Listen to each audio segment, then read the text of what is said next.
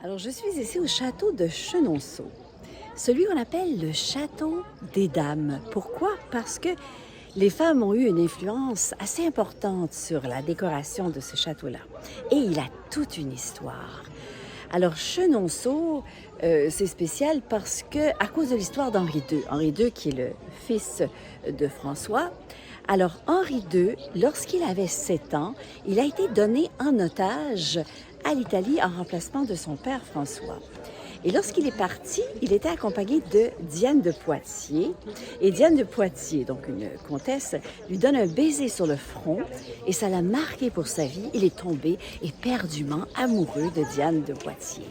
Et plus tard, eh bien, il a été obligé d'épouser Catherine de Médicis, qui est devenue reine, pour une alliance avec l'Italie, mais il n'a jamais oublié Diane de Poitiers. Il est devenu l'amant. Diane de Poitiers était sa maîtresse, elle avait 20 ans de plus que lui. Il était en amour fou avec cette femme et il lui a donné Chenonceau, un château qu'elle a adoré.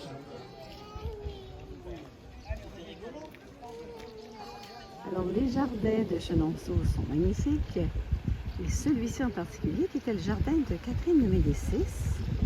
Et de l'autre côté du donjon, on a le jardin de la maîtresse du roi, Diane. Et la seule partie du château, en fait du premier château qui a été conservé, puisqu'après on a construit le château actuel qui est le château qu'on connaît de Chenonceau. Le voici.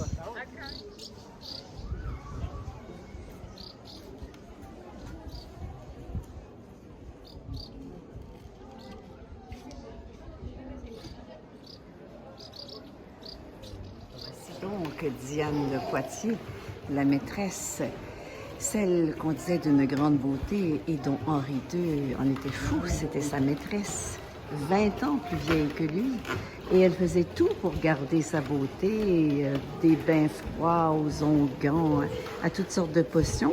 On dit que c'est l'ancêtre des cosméticiennes d'aujourd'hui. À l'égide de Madame Dupin, cette fameuse Madame Dupin qui a finalement mis sa touche à ce château qu'on appelle le château des dames.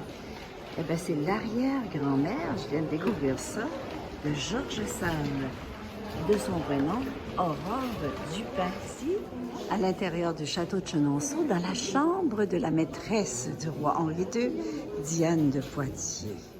Dans la chambre de Diane de Poitiers, on a accès à la grande galerie. Et durant la Première Guerre mondiale, 14-18, cette galerie avait été transformée en hôpital pour soigner les blessés. Chambre de la reine Catherine de Médicis, donc femme d'Henri II.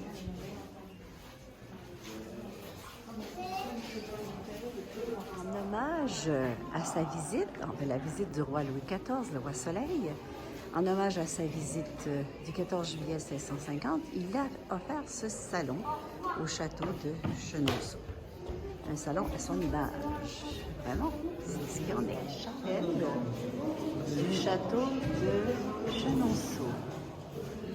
Alors, nous sommes ici dans les jardins du château qui sont vraiment magnifiques, comme vous pouvez le voir.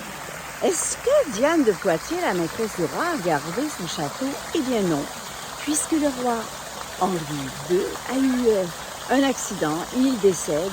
Et qu'est-ce qu'elle a fait, sa femme, qui détestait la maîtresse? Eh bien, elle a mis Diane de Poitiers dehors et elle a récupéré son château, le château de Chenonceau. Elle a d'ailleurs dessiné ce magnifique jardin. Et ça, c'est le jardin en face de celui de Catherine de Médicis, de sa rivale, la maîtresse du roi, Diane de Poitiers. Alors, deux femmes qui se battaient pour un homme qu'elles ont aimé profondément.